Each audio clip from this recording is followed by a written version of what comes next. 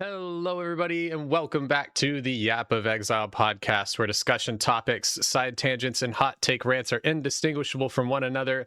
I am your host, WhateverMedia, also known as the Rat Lord, and today I'm joined by a fellow streamer and content creator, the master of making builds that other players love to copy, and the Path of Exile subathon extraordinaire. That's right, it is aer0. Welcome, and how are you doing, my man? Appreciate you being here.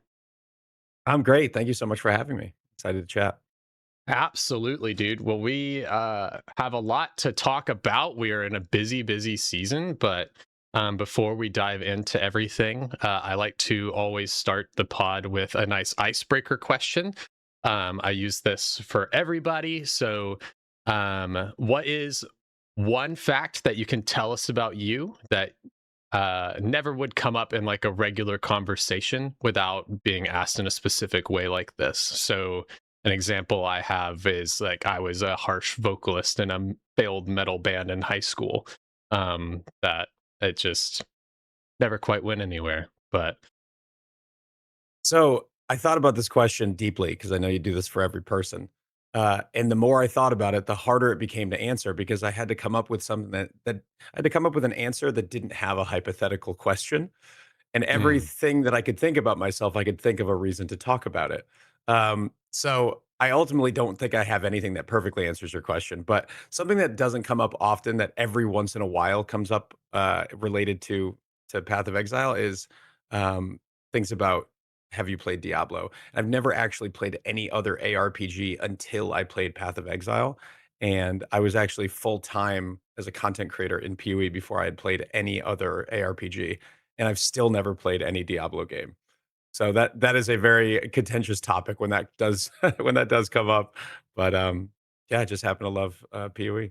yeah, you've avoided playing baby's first ARPG, dude. You dodged Diablo 3 and Diablo 4. Obviously the classic of Diablo 2. No shame there. I played Diablo 2 for the first time when they dropped this past expansion, so you're not alone there. But what other ARPGs have you delved into besides PoE then? I'd say my favorite one. I tried Torchlight. It was enjoyable. Um, it felt like trying to speed run PoE for me. It was just like a game that's way faster, way less thinking. And it's like a fun weekend game. And Last Epoch is the game that I played quite a bit. That's definitely the most hours I've ever put into another ARPG. And I really like the things that they've done with SSF over there. I know you're an SSF guy.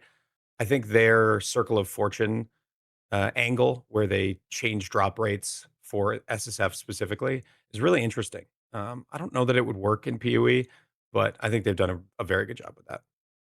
Yeah, I think that it would be. I've had this discussion a couple times. I think it would be interesting, but I think that they would run into some issues with like people like because you can migrate and stuff, like people starting SSF and like getting more loot and then migrating to trade or something if they're not like group Mhm. players. Yeah, so it'd be kind of funky. But if they didn't, they had a way to do like non-migrating leagues or something like that. I think that that wouldn't be a bad idea, but who knows? But sweet, dude. Well, that is interesting. Yeah, I started with Diablo 4 like a lot of people, so it's interesting starting Path of Exile first run. You must have had some friends or something. I think I've heard you talk about before that kind of got you into it. Yeah, I think he's in chat right now. He's the one who pushed me to play PoE for the first time and to make a YouTube channel and make a Twitch. So he gets some percentage of my the credit for my success, Shout out, Fred. however small. Shout Shout out, out. Fred. Appreciate you, man. All right. Well, we got a lot to talk about today. We were mainly going to be focused on some PoE2 stuff, but before we dive too deep into that, late yesterday we got a actual drop of the 3.29 teaser for PoE1.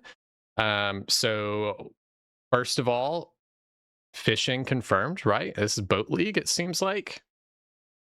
I mean, there was a guy in a fishing boat, and a fish at the end of the trailer is coming up. I guess you could call it a fish. It's definitely some sort of monster, but it appears to be as fishing themed as we've ever seen. So uh, I actually doubt they're going to do like a real fishing league because it just feels like it's their meme that they get to reach for all the time and don't talk about fishing secrets and all that. I don't know that they want that to go away, but I do like that they continue to tease boat leagues and fishing memes.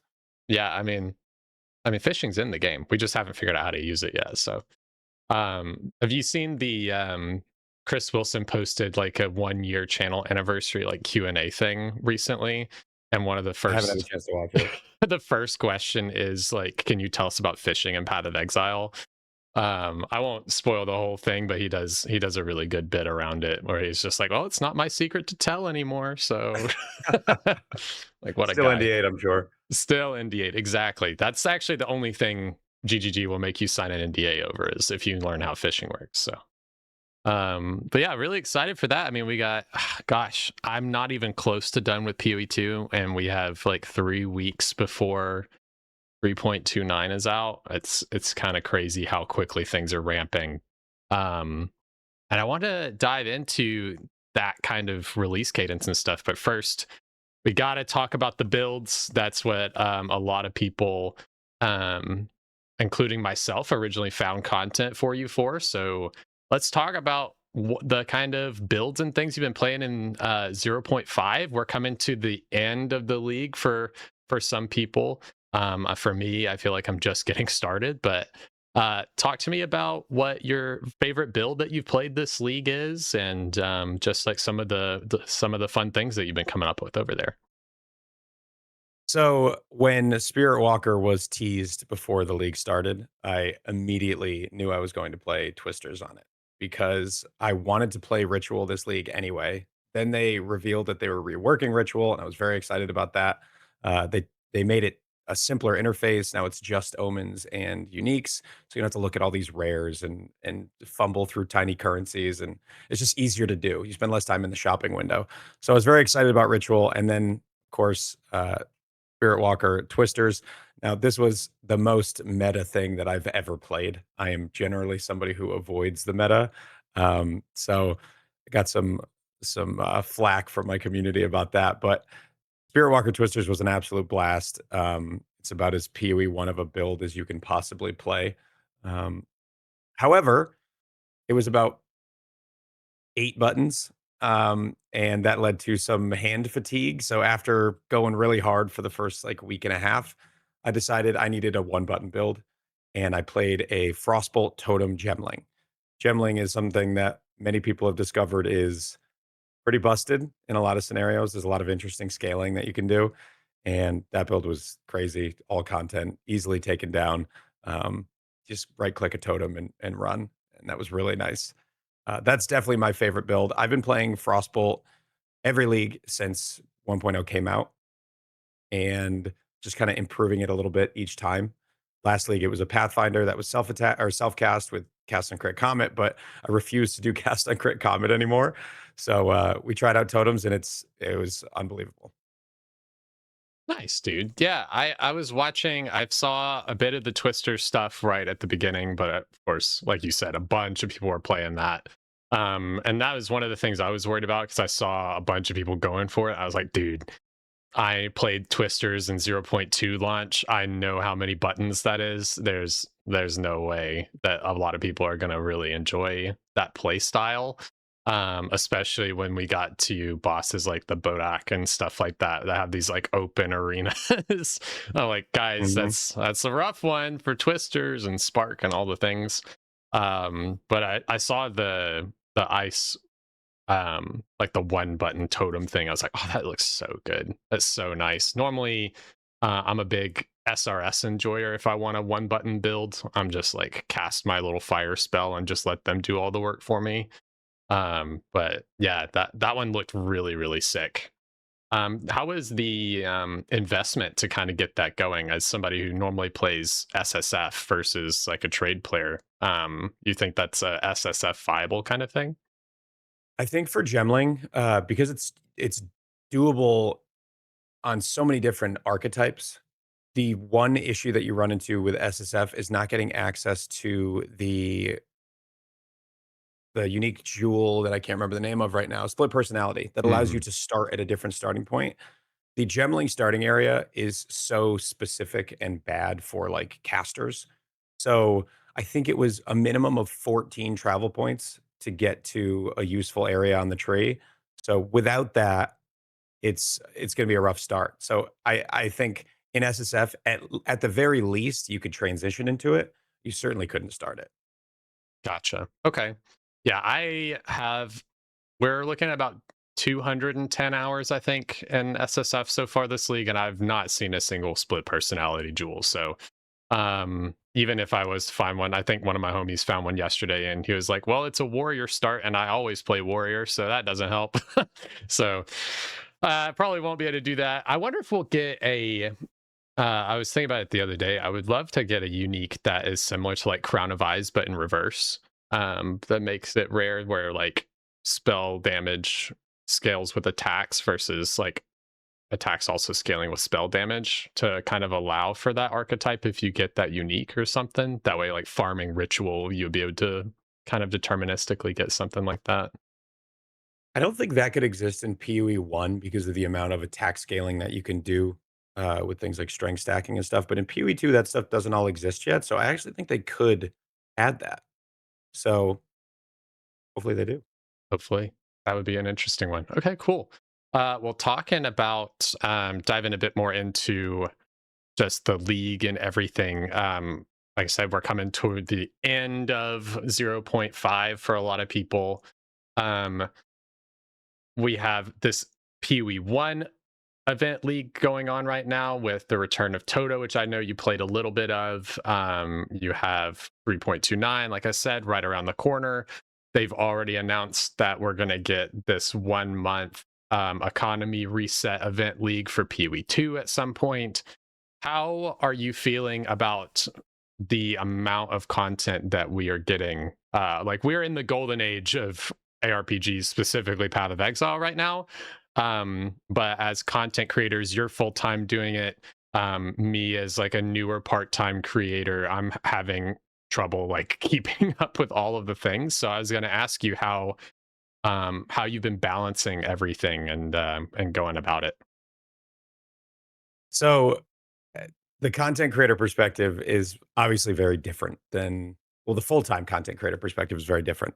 Uh, for me, the more content, the better. This is my job.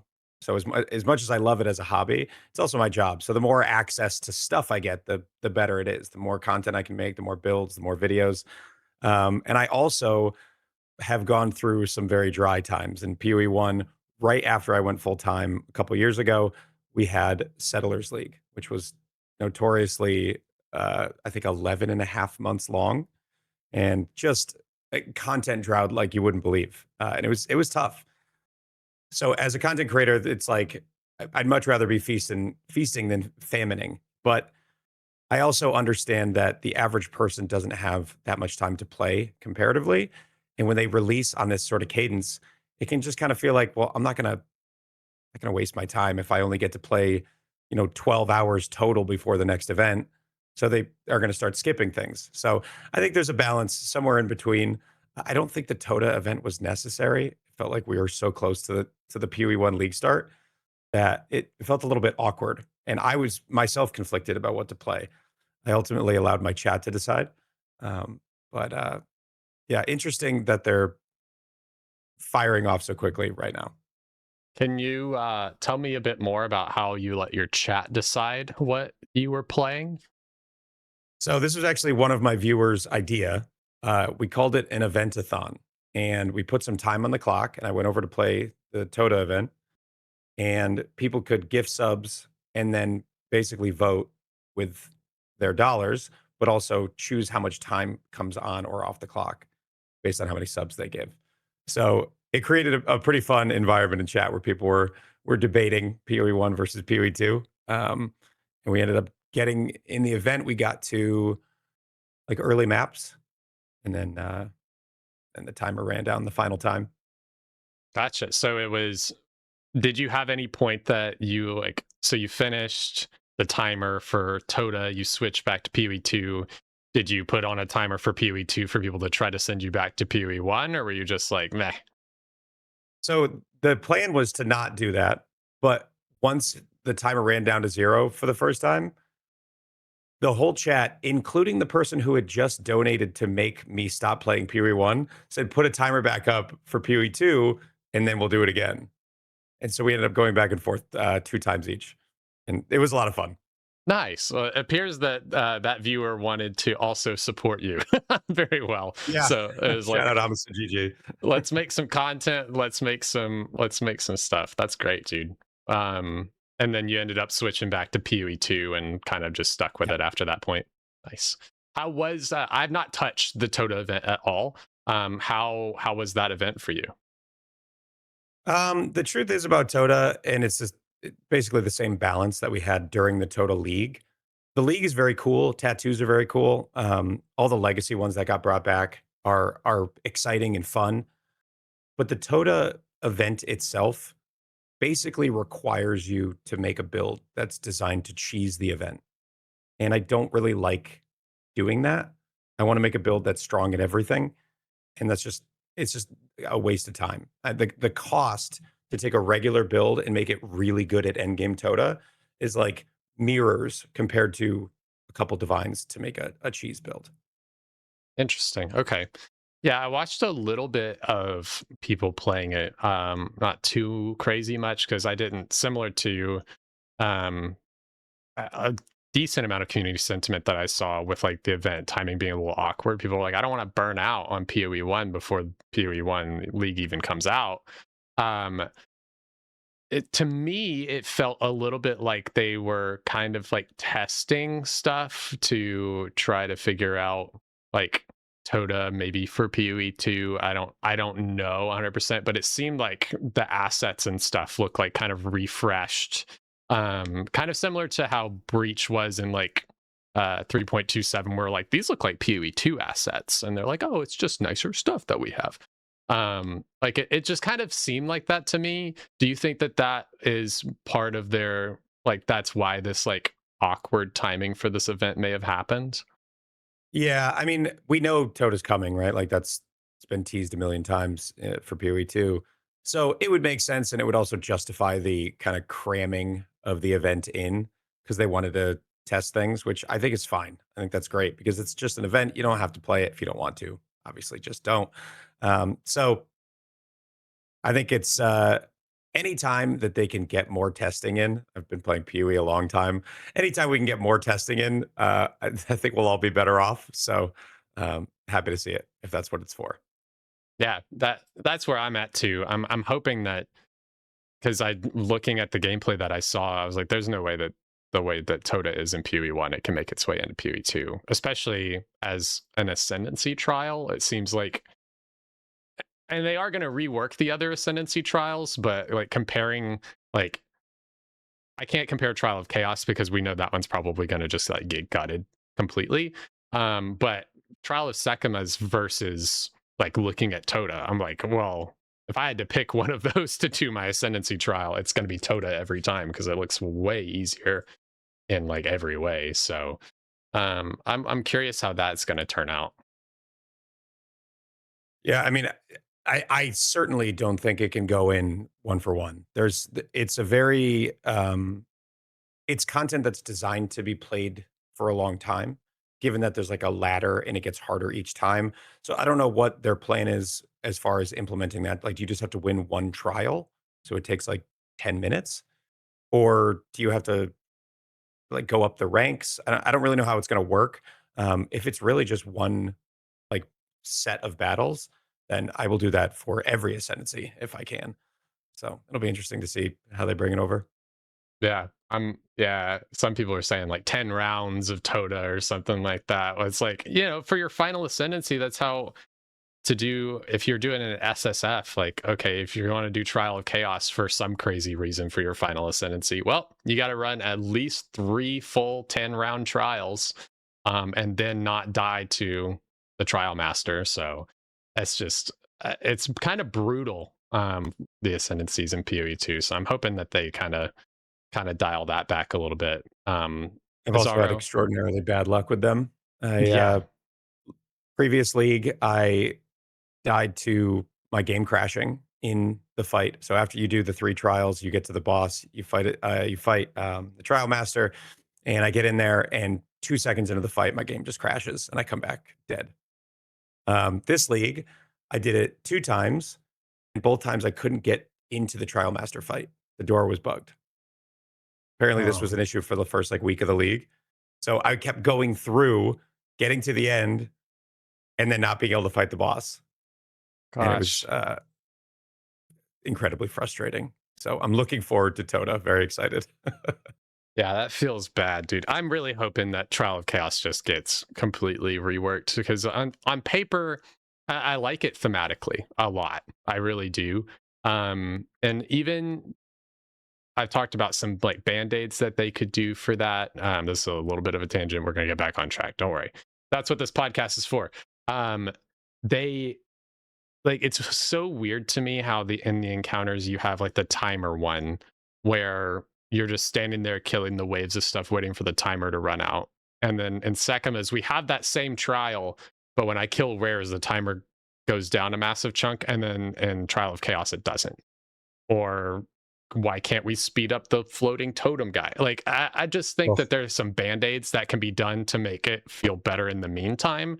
But GGG are so anti band-aid stuff, they just want to completely redo it if they're going to redo it.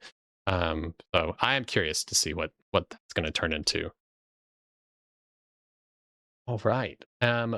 Moving into a little bit of in-game discussion. Obviously, that's what the big rework for 0.5 was.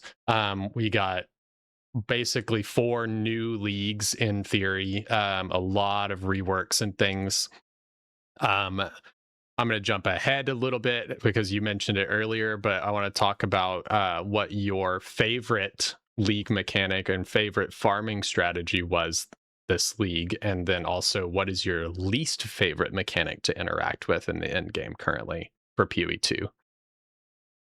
so I'll start with the least favorite because it's a quick one. Temple. I just can't learn it again. It was just too much work, and I just can't learn how to do it properly again.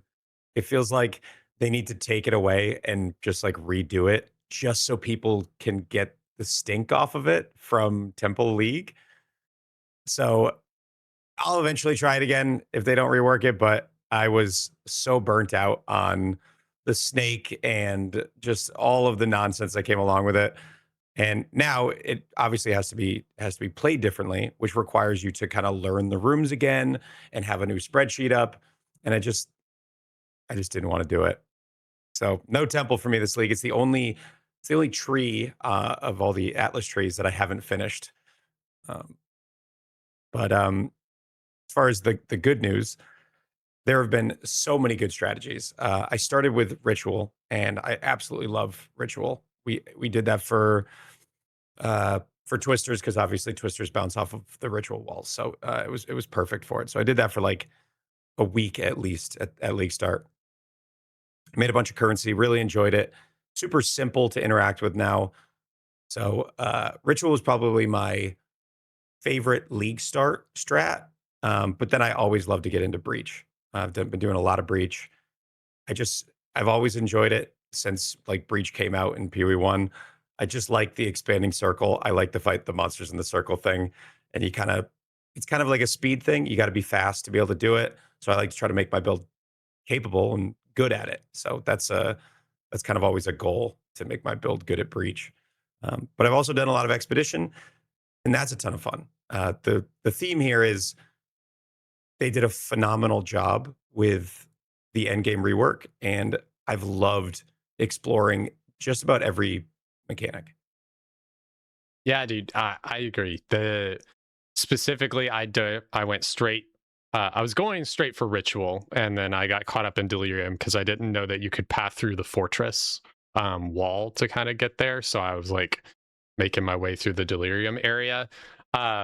But I was beelining for ritual because I wanted to try all of the new things, and like you said, being an SSF player, I was like, oh, unique targeting, that sounds amazing. Let's try and do that. Which I was worried that it was just going to be constantly inventories of like crap uniques, and for the most part, there is a lot of that. But it was actually a lot easier to get some higher level uniques than I thought it was going to be, especially if you were able to like stack rerolls and stuff like that. So that was nice.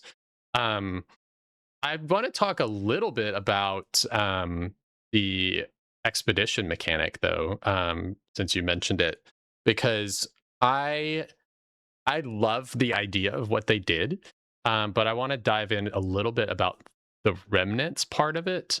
With the expeditions, they've made a lot of changes with the adding the tree mid league, which I did not expect them to do at all, um, and kind of just adjusting the loot on that to make juicing a bit better for just everybody. Um, how do you feel about the actual like interacting with the remnants themselves? Because I have interesting takes on it, but I'm curious to see what you think about them. You mean from like a mechanical perspective, like what it's like to actually interact with it? Um, Yeah. so so you approach it, you get this list of meaningless shapes for the most part, and you just click on the reward that's the best. Obviously, that's not the only way to interact with it, but that's what it feels like you're kind of supposed to do. I'm not going to hover over to see which one has increased fire resistance to go well with my Rockiatas. Like, I'm just not going to spend the time to do that.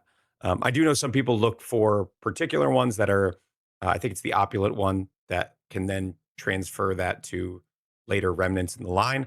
Um, but I was making just hundreds of divines per day without even looking at what any of them do. So for me, it's kind of like path of least resistance once you're doing that well as far as farming strategies go. I haven't really interacted that deeply with that stuff. I think it could probably just be displayed a little bit less confusingly. It just seems like a lot of information that isn't useful right now. Yeah, it seems But like a otherwise, you can good. control click the item that you want, and then you move on. Yeah, yeah, and that's what it is. And they added the reroll thing, which is nice for the really bad remnants and stuff to Mhm. hopefully get something. For interacting with the maps, it seems fine to me overall, but doing the grand expeditions and stuff, wandering around for me and like looking at each one to see what is valuable and then figuring out from there, okay, well then I want to start here because I definitely want to get this and see how I can stretch my explosives and like make sure that they make it over to these things, and then actually like going and setting the explosives. It's just like I feel like I'm running around like two or three times around the map, especially to then interact and like clear everything and get the loot. So that feels like it takes a long time for me. And again, it might just be because I'm an SSF player and I'm not blasting that quickly. It might feel a bit better if you have a super blaster. Um, but also the main thing that's getting me is, how do you feel about the mobs themselves? Because I am not enjoying the combat against the remnant So enemies. early on, before I had high levels of evasion on my first build, I was incredibly frustrated that every mob was slowing me to 50%. The 50% chills are insane. Just like a random white mob hits you, 50% chill for 8 seconds, and good luck. Like at that point, you're just running for 8 seconds trying to get away. So before you get enough power to just overpower the monsters, I actually found them to be quite annoying. I think slows are probably a good way to kill players uh, because you can't get away sometimes. But I think they might have the dial tuned a little bit too high on the slows because there's maim and there's hinder, and those things end up stacking up to the point where people just log out. Um, but yeah, there's actually another side of this that I've kind of forgot about. One of the frustrations that I had early on was monsters' HP bars going to zero and then not knowing how long it would take me to kill them from there because of their runic ward was sometimes several times their life.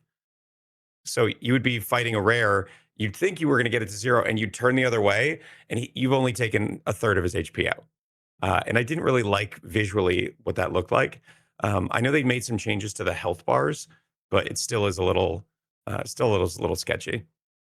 Yeah, it feels weird that way. And then also that you have when they get the modifier where they only take damage when you kill their like minion dudes or whatever.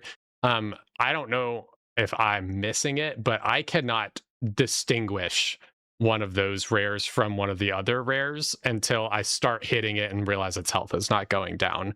I just think the elements around that are just not super clear. And then along with the slows are crazy. You have the reverse temporal bubble kind of thing where you have to be close to them or like kind of proximal. But then they're also hasted, but then you're slowed. It kind of felt like I was back in zero point 0.1, like high end maps where I'm like Yeah. playing PoE 2 and they're playing PoE 1, racing around behind me. So I don't know. And then I don't know if you encountered any bugs with them. I gotten T-posed to like 4 times fighting them. I don't know if you encountered that bug. I did not encounter that bug, but I did get to an unkillable rare in a super. I mean, my build had, I think, maybe 3 or 4 thousand divines in it. It's a very, very good build. There's no boss in the game that can live longer than a second. Um, just running over all the content.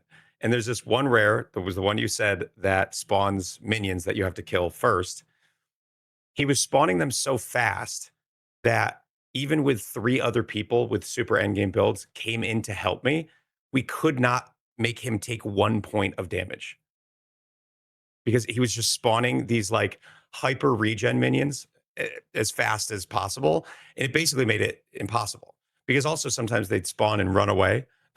So uh, that was, yeah, it actually bricked the Grand Expedition. But yeah, not too many bugs for me on that front, but I think that's probably an unintended interaction to have to have the monster be invulnerable while it has minions, but then spawn them so quickly that you can't possibly keep up. Um, so that was interesting. Yeah, One quick thought on what you said at the beginning, which was when there's a grand expedition, you've got great stuff all over the place that you want to path to. You just end up running around and thinking. And I think that feels really bad. And I know the solution. We need a UI that we can pop up that's just a mini map. Everything is hoverable and you can plant your explosives on the map. Just make it like open the Grand Expedition map so that you don't have to run to each thing. You can just hover them, see what they are, plant all your explosives, and then just start the map. I think people would be so much happier with that. Save a lot of time, and hopefully they hear this. I just got a hit of dopamine as you were saying that because I was like, oh my God, that sounds amazing. I'm like imagining like a Civ 6 grid. Yep. And I'm just like, oh, I'm just gonna place this here and I'm just gonna put that. Oh, that sounds that GGG. Hey, I'm posting that on the forums later. We got to get that going. Because guys, that needs some work. Because really, that is the main issue. If I can just hover everything and see it and go, okay, and then plant, and go in like 20 seconds, 30 seconds, rather than like sprinting around the map, especially if you have chilled ground on your waystone and now you're like running around trying to find the Mhm. things, but you're coming to the slow halt of a run as you're trying to go through there, and then you get temporal chains or whatever. It's just it's a little brutal to interact with. And maybe I'm a bit of a baby about it, but it's kind of annoying to try to do all that I mean, it's stuff. at the end of the day, it's a video game. If something's annoying, friction is one thing, but if something's annoying, something they should look at, right? So we're all just Yeah. here just trying to enjoy ourselves. So let's get the annoying things out. Absolutely. Speaking on things that are fun but mildly annoying, we're going to talk about Breach because I love Breach as well. I would say that Breach is probably my favorite league mechanic to interact with overall. I really like the reworks that they did in 3.27 to Breach and then bring them into PoE 2. I think they fit in PoE 2 even better than PoE 1 for sure.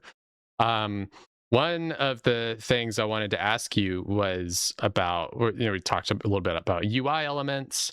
Um, how did you feel about the implementation of Breach from PoE 1 into PoE 2, kind of bringing it over? Just do you feel like that translated super well? I personally think the Genesis tree was really janky, and still is kind of really janky, which is weird to me. But I want to hear your thoughts overall on Breach and dive in a little bit about that. So I I actually really liked hives in PoE 1. They felt good, they were quick, and it allowed you to kind of get to the next map quickly. So you could kind of hive rush, so to speak. Map rushing in PoE 2 is just not a very fun strategy because it's a different map every time. So you have to kind of reorient yourself, and every map might have something special on it, and you need to find a new area for maps. So map rushing is just PoE 2 doesn't lend itself to that. So the hives in PoE 2 just feel super underwhelming. The maps that you can have 10 unstable breaches are super rewarding, and you can open up 2 or 3 at a time, and it's just complete chaos. But the hives are just slow, and then you just don't get very much from them. And I think that if something is less fun, it should probably be at least the same amount of rewarding as its counterpart. So I hope hives get another look. Because it is a lot of work to set up maps in PoE2 to choose the best maps, and the hive encounters just aren't very exciting for me. Yeah, I agree. The hive encounters do feel it feels strange because it does feel like we're not getting a lot of mobs basically at all. Like those waves are so easy to crush. Where if I do go to do an unstable breach towards the end, even doing one, I'm doing like a juiced T16 map or something like that. There are multiple times that I'm like, there's a good chance I'm gonna die here because there are so many mobs. Like they really cranked the density. I know it wasn't like that in the beginning, but the density now is absolutely insane. Um, and then you move into the fortresses, which I think are also they did pretty well, but I feel like the fortresses overall, um, I kind of like in PoE 1 more as well because things are a bit faster pace. Um, Yeah. and I don't know how much you've interacted since they've changed the fortress a little bit. I've been I've been clicking the like modifiers to spawn in rares and stuff like that, and then I'll summon Ash and Toll by accident because I'm clicking this random one, and then I just get my ass kicked. So I don't know if you've interacted with that and how you feel about the fortresses. I also got surprised by Ash and Tool. I was very confused because I didn't even know I clicked it. I just clicked them all because you're just trying to get them to cycle so you can get more magic and rare monsters. Um, which I actually thought that was pretty cool that they showed up. Luckily, my build was strong enough to handle it. But um, yeah, again, the problem with the fortresses in PoE2 is move speed is slower. So traversing and clearing the whole thing before you get to the center and then have to do the waves, it just feels like a project. And I think it could probably be solved by eliminating one of the outside circles. So you just have one area around the middle. Maybe there's some monsters, click a couple of boxes, go to the middle, do the waves. But two loops is it's too much. It's too much space. Feels like the equivalent of like a full second map. So hopefully that gets they take a look at that. Yeah, it's a lot. I find myself and I want to full clear those because there is actually a good amount of loot and a good amount of like rares and Mhm. stuff in there. Like you want to clear the whole fortress.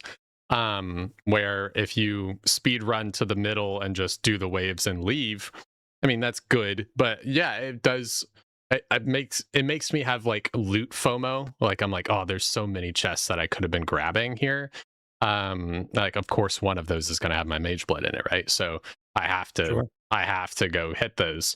Um, but yeah, it feels like an entire, and I guess since they broke the fortresses off into their own maps, it feels a little bit better than in PoE1 where you're doing that entire fortress. And then if you're wanting to clear the map, you got to go clear the map. Um, but yeah, I think the main thing is the hives need a lot of love. Um, how do you feel about the bosses that were introduced? Ashton Toll being brought over, and I guess Zesh didn't get any changes. I actually think the Esh and Tool fight in 1 and 2, I think it's fairly similar. I think it's one of the worst fights in PoE 1 or 2. It's There's super short phases where you can actually damage them. They're not super tanky, so if you have decent damage, you're phasing them in maybe 10 seconds, even if you don't have a very good build, and then you have another immunity phase. And it just feels like the whole fight is immunity phases, and they're not super dangerous. It just doesn't feel like there's the one, you know how some bosses, like, spin around and shoot, like, a laser beam in a circle and it's fast? I think it's Tool that does it and just kinda holds the shield, and they move super slow, and it's so slow, it almost feels like there's something wrong. Like, I feel like this should be harder to avoid, but you just stand behind them and kinda point and laugh. It's just I don't know. I think the fight could use a good bit of reworking. I'd rather them be tankier and more dangerous with less immunity phases. I think that would be a much more interesting fight. Make me actually have to dodge stuff instead of just waiting for them to do their role play and start the next phase. Yeah, it's a big RP fight. That is definitely how it feels, which is crazy. Like going through that because I can blast through and kill Zesh like 3 times in the time it takes me to like go through all their phases. I feel like because I can just like one shot him if I have enough damage. It feels kind of weird in that placement. I like the thematics. I like the loot. The like lineage gems that they drop and like the shield and stuff is pretty cool. But yeah, it is a bit of a drag to fight them. I feel like if they like I really like you said, the theme of it is very cool and interesting. I like the role play stuff. I just don't want it every time I fight them. I feel like they could do like a first time you fight a boss role play stuff where you get to hear all the voice lines and there's like maybe some immunity phase where they like talk and get bigger and whatever. But like the Jade Isles fight where you go and kill Tavakai, the fact that we have to sit through the role play every time we do that fight is crazy. It's more time role playing than fighting every time. Even if your build's not that good, you are waiting for 20, 30 seconds each time. And I feel like the first time that's exciting to have that, like, learning what's happening and you have this big moment with the boss, but I think they could speed it up for second and beyond fights and get the same effect out of it. I 1,000% agree. I kind of want to tangent on that a little bit. We're gonna go a little bit off track here because that has struck a good point for me. Um, the RP in PoE 2, the amount that we are pushed to do for RP's sake feels like a lot to me. When like the Tavakai fight's a great example, Ashton Tool's a great example, but even like this league we went and it makes sense, on a thematic perspective, of course, but going from being able to anoint your amulet in a menu to, oh, now I have to travel over here to this thing and I have to walk over to this specific station that I can't put in my hideout, even though that definitely is an asset that I can put in my hideout for sure. Um, and interact with it and do that. But then, oh, it's showing me the ones that I can instill, but I actually need to combine some of my liquid or my emotions to be able to get the one I want. But there's no reforge bench there. So I need to portal back to my hideout. And I'm like, oh my God. Just don't forget them on the way. Don't forget the ones that you need to upgrade because then you'll Exactly. have to go back. Yep.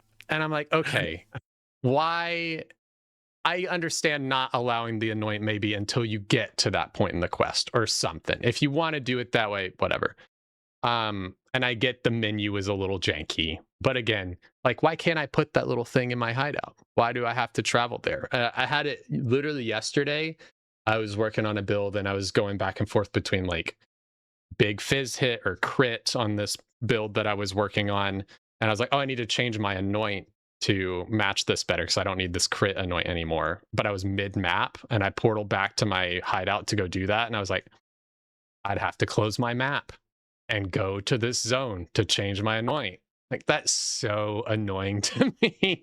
And I don't know if you knew this, but on the right side in your atlas, you can control click any of the buttons for delirium, breach, whatever, and it'll automatically open a portal, which is right, quite helpful. that is super helpful, but it does still close your map, right?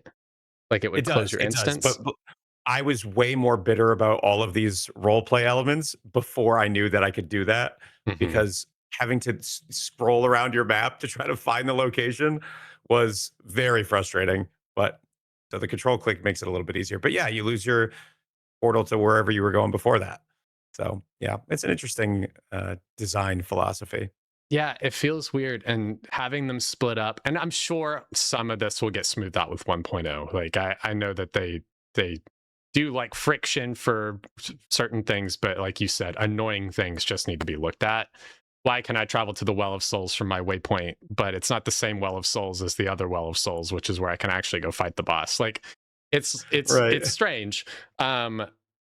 But it feels like they kind of doubled down on this, where in 0.3, we were like, okay, cool thematics on the Well of Souls, but can I like not have to travel there every time? Because that's a lot. And they're like, but what if we did that for everything? I think Yeah. that's a good idea. Um, I don't know. It's just some things they budge on really easily, and they're like, oh yeah, that is annoying, we'll just change it tomorrow. And then some things like this, they're like, no, you must enjoy the thematics of this. What do you feel, what do you feel about that overall? Like, do you like the thematic stuff? Like I said, I guess you said like the first time. I love PoE lore stuff, but I want to be able to take it in like kind of when I want to, and I don't want to be forced to listen to Tool and Esh argue for 30 seconds before the fight starts every time. It's I mean, it's not like adding anything for me other than delay. It's a chance for me to read chat, I guess, during the fight. Um, but yeah, I do like that kind of stuff in the game, but I think giving you the experience of it and then later on simplifying it. So allow me to hotkey my way to the monastery for the Genesis tree. There's no reason that it exists in PoE 1. We have the Well of Souls that you can access through your map, not your map device. Um, why can't I just hotkey to all these places? What is the thematic reason that I have to open the portal? Um, so first time, give me all the lore, and then after that, simplify it so it's enjoyable to play long term. Yeah, I think it's how they implemented those zones, because they implement them as part of the atlas. It like actually opens them as a map. And that, I think, I don't know why they did. I understand thematically again why they would have done that. But like actual design wise, it feels strange that they did that, because I feel like it's going to be more difficult for them to like then break those off and make them to where you can like access them from the waypoint or whatever their solution is. Sometimes it just feels like they create way more work for themselves than is necessary, to make something cool the first time you do it, but they don't think about the subsequent times that you're going to have to interact with it. I think Grinding Gear Games has a lot of great ideas, guys, as we call them in the industry. Just people with really cool ideas, and then they don't always get the full proper implementation or testing. But I trust them. Right, I've been playing PoE for I don't even know how many years, since PoE one in like 2.2 or something, and they've continued to improve the game every year since. I trust them to get there, and I like that they're taking this time now to give us these like short reset leagues that they've talked about between now and 1.0, where they basically are just fine tuning the game, fixing the bugs, balancing things out, and just making it a better game. So I think they're very open to feedback. So if you've got it to viewers, give it. Go to the forums, report bugs, and help them make it a better game. Absolutely. Absolutely. And I know it sounds like I'm kind of bitching about it, viewers, but I promise I love this game so much. And that's why I'm complaining about the annoying things, because I want it to be the That's the best that nature it of can be. podcasts. Yeah, I'm like, look at this almost perfect thing, but here's the three things that piss me off. So let's talk about it for an hour. That's just how it goes sometimes. But talking about things that don't piss us off, moving back into like general end game discussions. The past two patches, so we've gotten a whoa. Let me start again. An end game rework for PoE 2. We also got an in-game Atlas rework for PoE 1 in 3.28. So we have like two fresh end games almost. I wanted to ask you, when it comes to both of those, what's like one thing that you would want to take from like PoE 1's end game and implement into PoE 2 and vice versa, if there's anything that comes to mind? So something about PoE 1's endgame that I love is the option for simplicity. If I want to just like Alk and go with some really simple scarabs that just add some monsters to a map, I could do that and I can make currency doing it. I could just grab this a bunch of the same map, roll them really quickly, and then I can just shut my brain off and play the game for a while.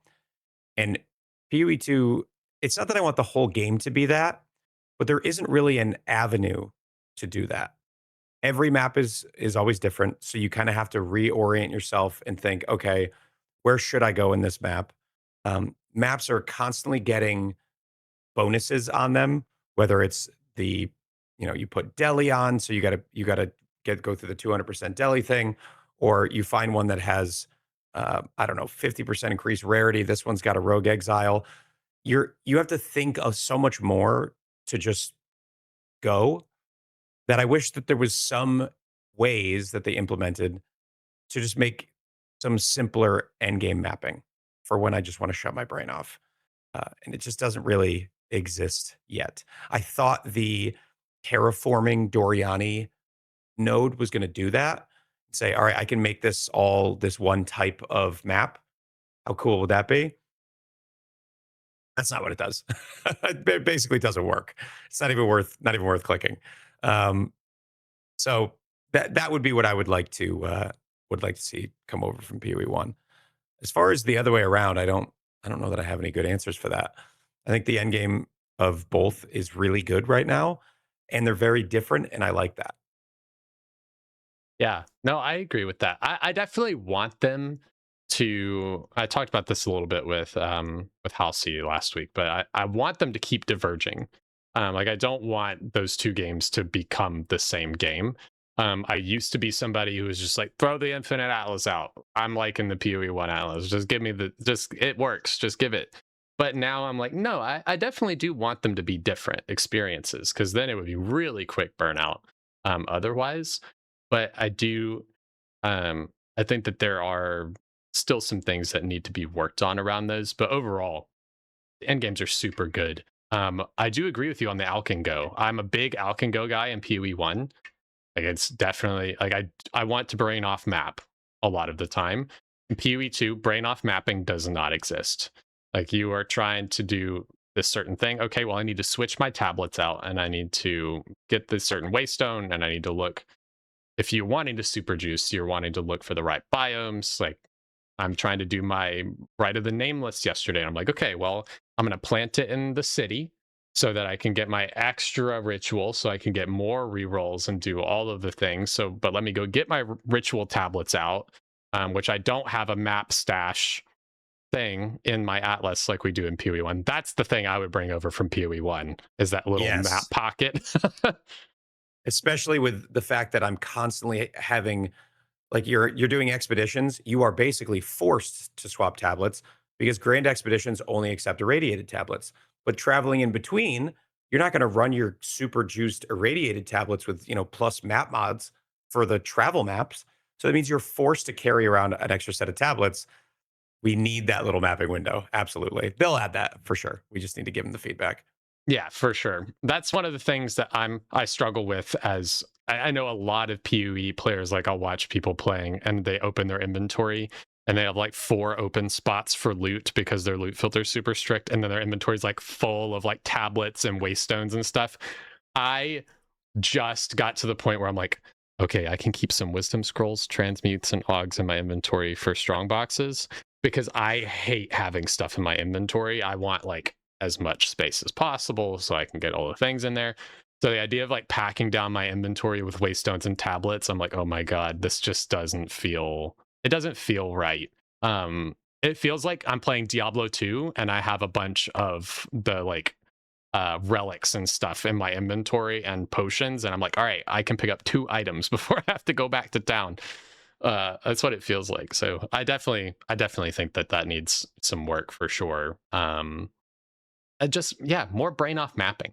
Just let me, or like give me some sort of way to do what am I trying to think of? Like a loadout kind of thing where I can like kind of like how we have with the Atlas Masters. Can we like just like I want to use this set of tablets? Can I just like click the thing that holds my tablets and switch them out or something? I don't know. I'm not a Yeah, I UI mean, I guy. don't see any reason why they couldn't add like we have separate atlases in PoE 1, and you just click the one that you want. We could just have that, but obviously there's no separate atlas. It would just be a new map device that has your new tablets and maybe a new like map inventory. So each button just gets an inventory and it refreshes your tablets to whatever you want it to be. That would be so much nicer. Mhm. Yeah, and I think it's interesting. I do actually want to talk about like having the separate atlases too, um, because it's interesting. I was thinking about that with like the Atlas Masters, um, kind of a side tangent with the Atlas Masters, I guess, but they wanted the Atlas Masters to kind of be like the substitute kind of way of like changing things since you're not changing your Atlas tree, you don't have different tree presets and stuff like that. Um, how do you think that that execution has gone? Like, how do you think the Atlas Masters are doing?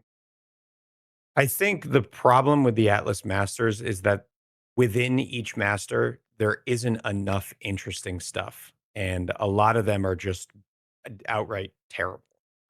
There's one that turns all of your strong boxes into sentinels, I believe, which is, or sentries. I don't know what it was. It basically turns it into a rare monster that drops no loot. Like any strong box would drop 10 times as much loot as these rares drop. So if you click that, you're just bricking your strong boxes. They no longer do anything interesting. And there's a good amount of that. So it feels like there's already a perfect set of 4 that you're going to take on all 3. Outside of super niche scenarios, they're kind of already solved. It's the ones that add tablet effect, map modifiers, map effect, and it's kind of the end of the road, which I think is kind of a bummer. But there is interesting stuff to choose kind of between them, whether you go for Jado or Doriani. But once you're in and you've chosen Doriani, you're like, well, I have to take these 4 because the other ones suck. So I think they could just do some tweaking on some of the individual nodes, and I do like it. I think it's an interesting system. Yeah, I think it's a good 1.0 kind of implementation of something like this. That definitely will need more feedback and stuff to kind of change it up. The main thing that gets me that I was kind of comparing it to because they compare it a lot to the like having the 3 different atlas trees in PoE 1. I all the time, I don't know about you, I start a map and I go in and I go, shit, I didn't change my Atlas Master. And now it's All the just time. like, come on. Like I'll go to open a map and I'll see 2 portals pop up and I'm like, no, I have Doriani on. Like that's not what I wanted at all. But in PoE 1, I don't have that with my Atlas trees. I've had it a couple times where I'm like, oh, I forgot to switch from my Blight tree to my Ritual tree. Oops. But it's very rare. Um, but it happens all the time to me in PoE2, and I think it is a symptom of the thing we talked about with the tablets, where you're constantly going back and forth between things rather than going, all right, I am rolling these maps and I'm ritual farming for the next like da da da da. You go back and forth a lot more in PoE2, um, which I don't know doesn't feel that great because again, you can't brain off in a lot of it. It's very involved. I So think one of the things that makes PoE 1 so great and that so many people can play it so long and keep coming back every league is that sort of flow state that you get when you get to endgame and you're mapping. Of course, that's not everybody's experience, but I think something that has set PoE apart from a lot of other games is that flow state. Maybe you put on Netflix on your other monitor, and maybe you're not doing the most difficult content, but you found a strategy you're enjoying, and you could just kind of brain off a bit and play the game, just blast. And PoE 2 just hasn't quite found a way to do that yet. I think they're afraid to give us too much of that because as soon as we have some of it, everyone will just try to do that all the time and will be clamoring for more of that. So I understand the hesitation. And I don't want PoE 2 to be PoE 1. I really don't. I love PoE 2. I actually think I like it better than PoE 1 now, which is like sacrilege amongst my community. But um, yeah, I think giving us a little bit more of that would probably be a good thing. Yeah. Yeah, just making it more, because they did bring up the bottom end. I will say, like, if you were to brain off and really not care about anything and just have random tablets thrown into random maps, you are still getting loot. Like, you can do it that way.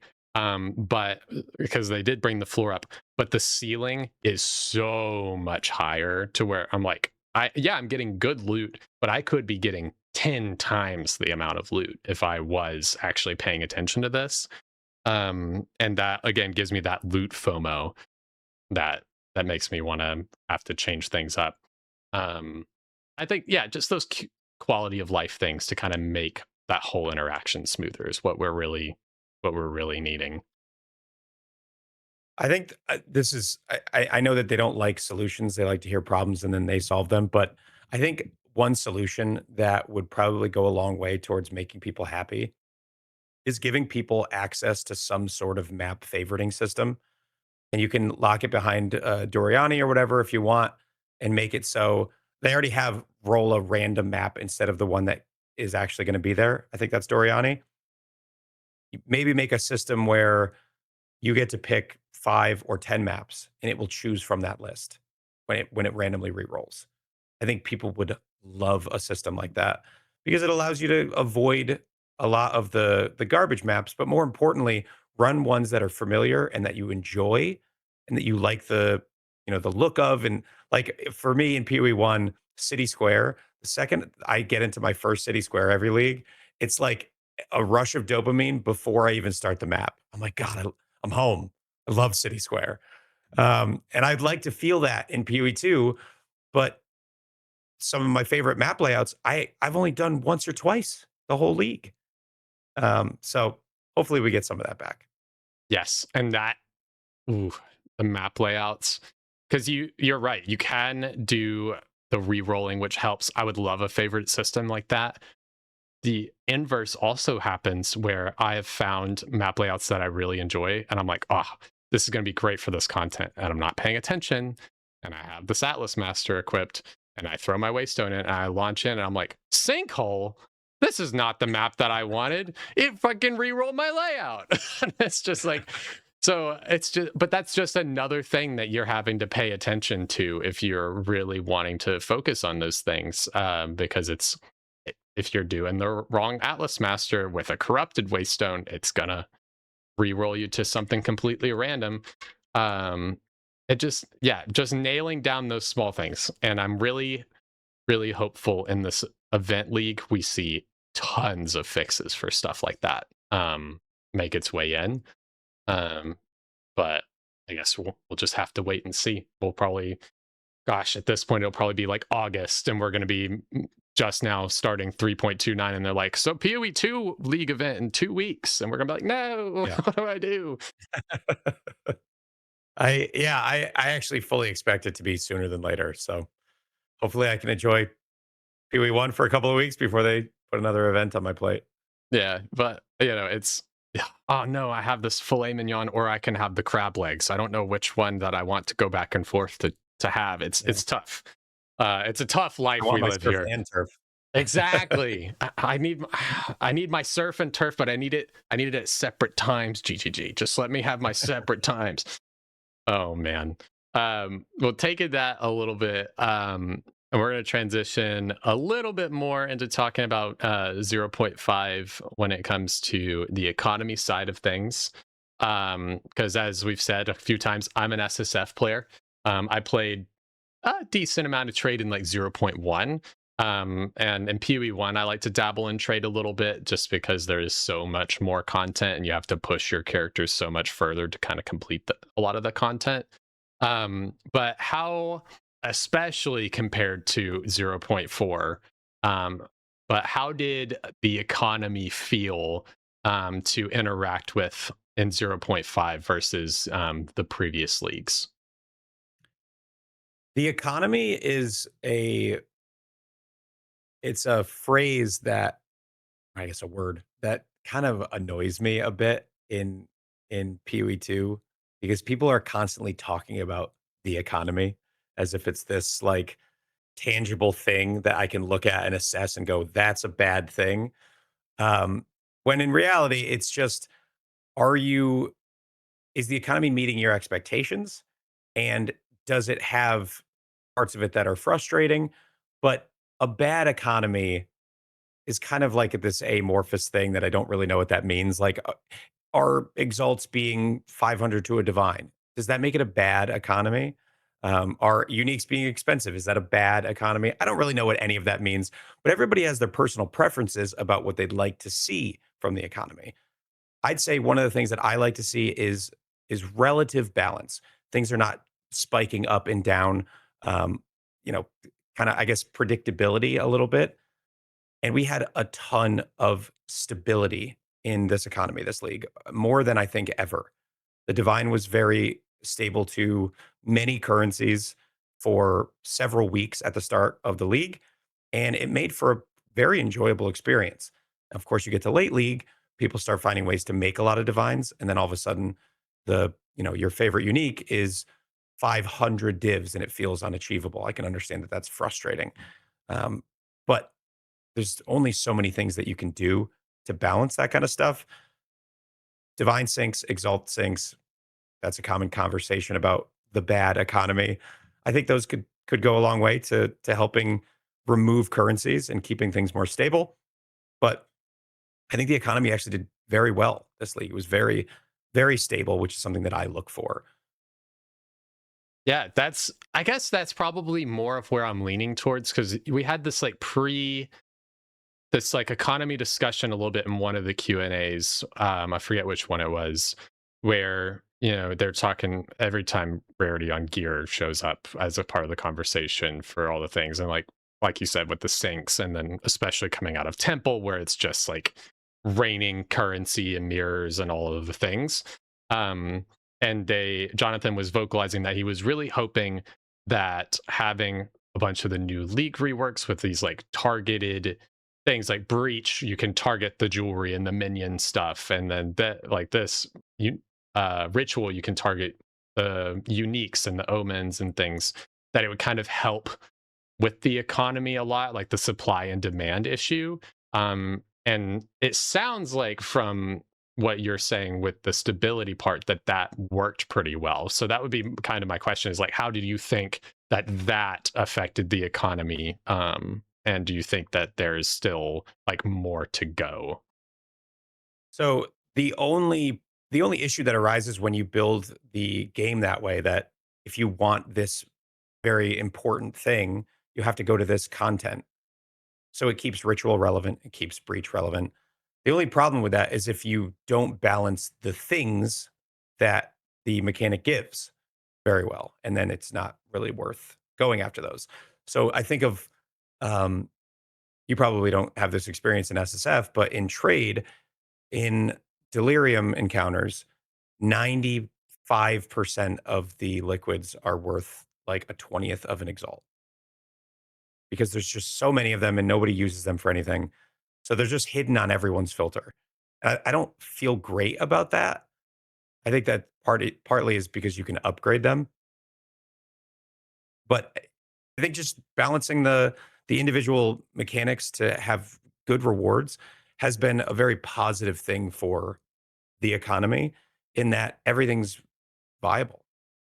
Every main league mechanic has a valuable way to farm it. So I think that's very good. Yeah, that's what I was kind of hoping would end up happening, is just like everything has its good purpose. There are still definitely things like that, and we still experience like you said with the emotions, it's similar in PoE 1. Like after like day 2, only like 3 of the blight oils are actually worth anything because like people have so many that it doesn't really matter. You're right. In SSF, it doesn't happen that way nearly as much. Um, it's actually really hard in SSF because I've taken that stupid node that gives me the emotions for jewels and I can't unspec it. And now I I don't know what the percentage is supposed to be. I think it's supposed to be like 10% chance. I get way more of the jewel emotions than Oh, I you think do it's bugged? anything else. I The way don't the know. math works out on that node is it gives you more emotions, and then some percentage of those emotions are the ancient ones, but it's not supposed to make you get less of the regular ones. The way the math works out is you get the same amount, you just also get some ancients. I saw a Reddit post about this where people were going back and forth, but the math does work out. You're supposed to get the same amount of regulars. So if you're not, it could be bugged. But And um, I it feel like I say that every 30 seconds in PoE right now. Could be bugged. I don't could know. be bugged. Yeah, it could be. And that's the thing where like normally I would be like, maybe I'm just having bad RNG, or maybe it really is just like I'm not perceiving that I'm getting more of the regular emotions because I'm focused on the fact that I'm getting the other ones. Right. Um, but I kind of felt that way about I forget which league it was. I might have been last league with the abyss stuff, and I was like, this node does not feel right. And they were like, hey, the abyss nodes are doing the opposite of what they're supposed to do. And I was like, I fucking knew it. Like I knew Oh, something we was figured weird. that out as well in my channel. We were doing some testing on that, and I had a viewer who was like, "Dude, I swear I've done like 100 of these maps, and there's no way this works." And so we had unspec'd it, and sure enough, they came out like a week later, and we're like, "Oh, by the way, oops." Yeah, and I would feel a lot less bad about the oops if I could go, I need to test this. Let me unspec this. But now I spec'd it. So I'm like, well, I guess I can do my comparison testing when I get further into maps in HCSSF versus my SSF run. And then I just won't spec it on this one league and I'll spec it on this one and I'll try.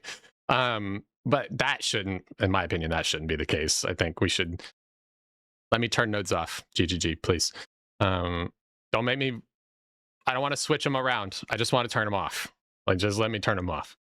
How do you feel about that? Like the overall, um, I guess talking about like the league trees and the Atlas passive tree moving in that direction.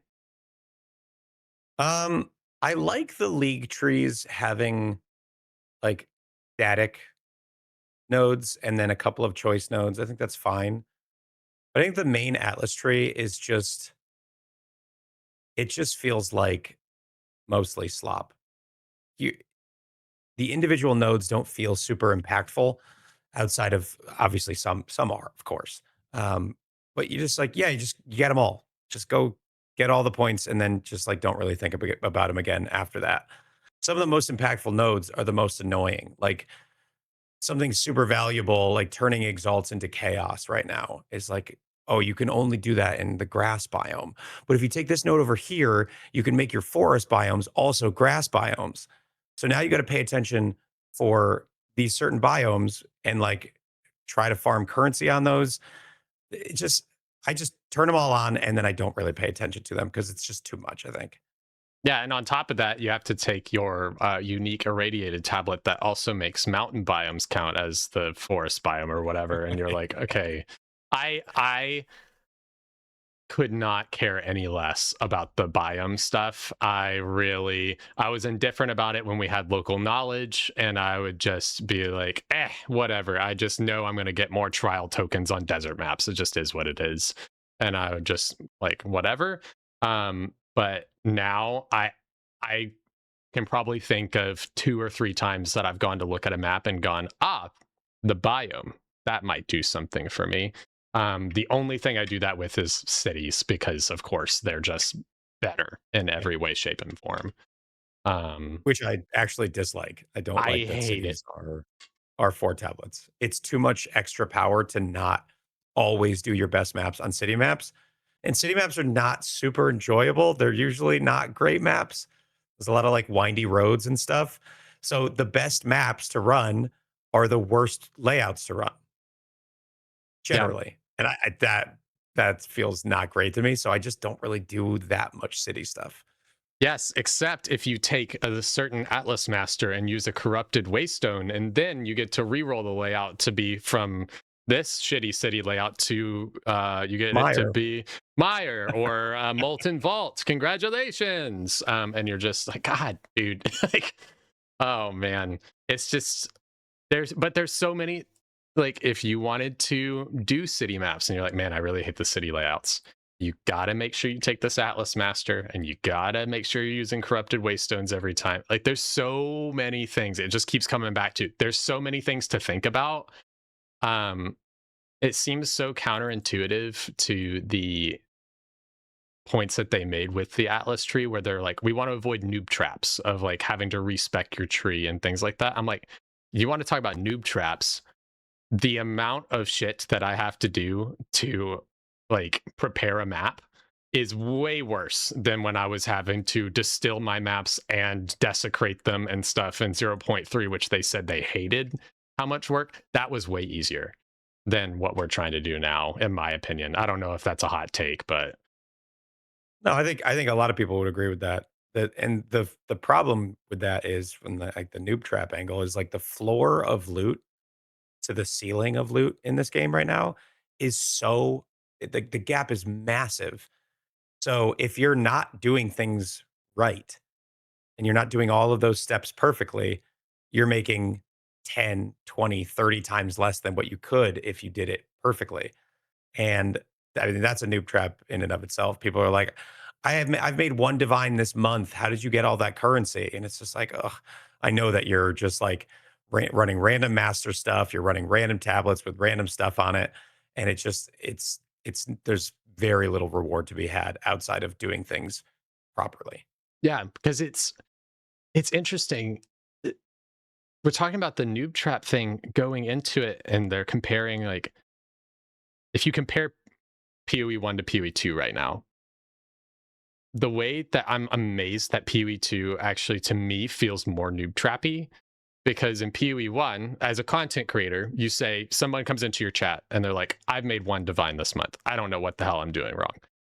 Well, you can go, okay, what mechanic are you running? And they're like, oh, I'm doing Legion. And you're like, great. So here's a Legion tree. Here are the scarabs that you should run, and here's the 3 best layouts for that. Go do that, and you should have a better time. And they come back and they're like, I made all this money. This is great. In PoE 2, you cannot do that. You cannot do that. Yeah. It's impossible.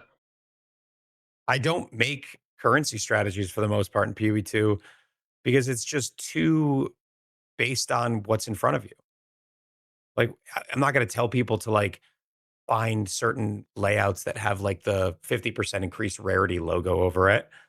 There's so many strats that you can make money with, but in PoE1, it felt like I could deliver a package like you were describing. This is how you go make money. Go do all these things. And it's very simple, straightforward. You don't need to roll your scarabs. They're just scarabs. You can just go buy them on the market. And yeah, it's just there's just no access to that in PoE2. And I think it's much noob trappier than PoE1. Yeah. Yeah, I think so with that. How is the one economy thing I really was curious to ask? How's buying tablets? How does that go? So this is another noob trap problem. I'm quite good at buying them because I know how to set up good buy orders. But like, if you don't, it's probably super annoying to like be scrolling down the page constantly looking for something that's good. What I do is I open PoEDB, I take my monitor and I put two browser pages. I have my trade page and my PoEDB page, and I open it up to that particular tablet and I go through and I say, okay, I want rarity, I want effectiveness, I want pack size, and I want two of these four possible prefixes, and then I do another count search for two of the five suffixes I want. And then I set up that buy order and then I'll just go buy them. But if you don't know how to do that, you're just like endlessly scrolling, hoping to find good tablets. Um, it because they last for 10 maps, it's not so bad. I don't have to do it that often. And like I said, because I know what I'm doing, it's simple, but it's not simple to the average person. It's not an intuitive thing to do. Yeah, I watched your one of your recent videos about rolling tablets and how to like sell them and things like that. And I was watching that. I was as an SSF person, I was like, this seems horrible to have to interact with.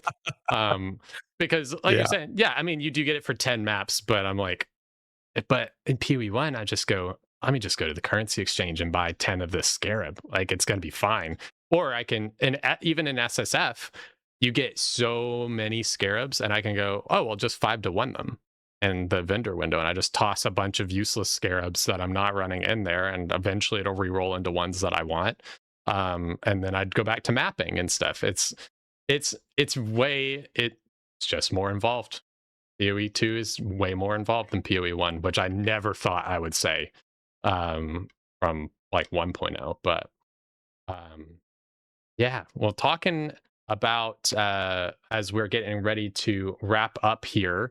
One, I appreciate you coming on and yapping with me early this morning. Of course. Um, I wanted to ask you, we got 4 months now. Oh my gosh, it's coming up quick. We got 4 months until ExileCon. And then, December's right around the corner. What are your hopes for 1.0 and ExileCon? What's your like top three things or something that you are really hoping and looking forward to? What I want to see between now and then is just what they're doing right now. They basically are fulfilling my dreams right now for 1.0 by running these short league events that they've said they're going to do balance changes, do bug fixes. Like the fact that they added that expedition tree and just like a random patch that no one saw coming. Just keep doing that, keep iterating. There's so much content in the game now that I think it really just needs to be tuned, and 1.0 is going to be fantastic. So my hope is just continue to turn the dials of balance of gems. I think that's super important. We have a lot of really, really bad skills right now that just don't work. We have a lot of supports that just are never worth using. Keep turning the dials on all this stuff and give us a really balanced and tuned 1.0 launch, and then get back to worrying about adding content.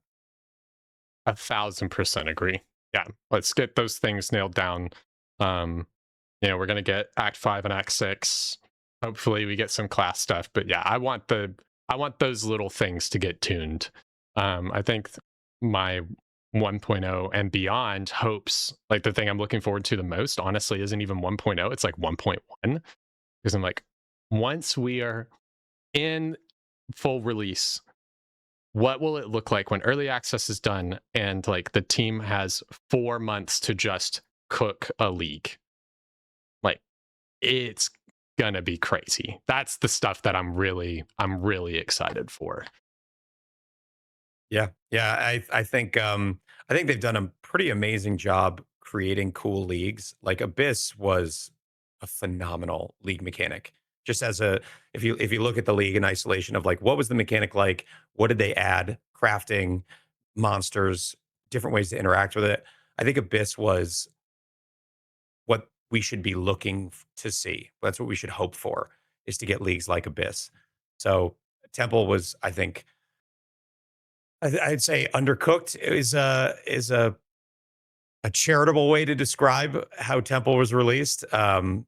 And I don't want to see leagues like that after 1.0. So I agree with you. I'm excited to see what the team can do when they are less focused on trying to finish the game, whatever that means, on the back end, and just giving us really, really awesome leagues. Yeah. Abyss definitely is not my favorite league mechanic, but it's definitely the best one. Take away the invulnerable snakes, and I think it's a 10 out of 10. I think it Yeah. just needs just a little bit of work. Take away the Atamanu clouds as well, so I don't have to bait monsters to stand in certain locations to get loot from them. I think that's one of the worst design decisions that they've ever had on whatever, however long that list is for you. I cannot stand it. The better my build is, the harder it is to make currency in Abyss. That does not feel good. But No.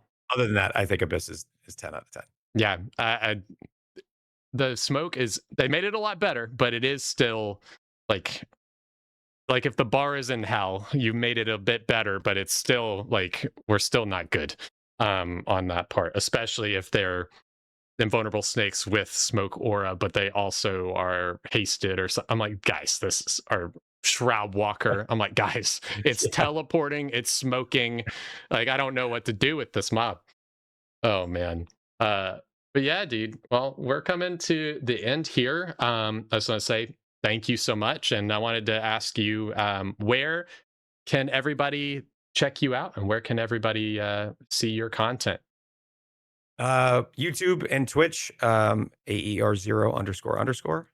You could just Google arrow with a zero, and I think I'm up there.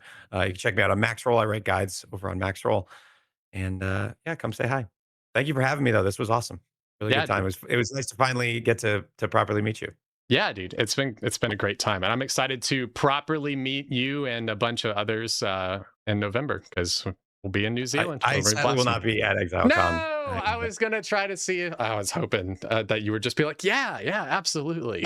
Yeah, I Oh, I did not get an invite, and I did the math on what it would cost me to go there, and I don't think I have enough subscribers for that yet. So we'll maybe next time.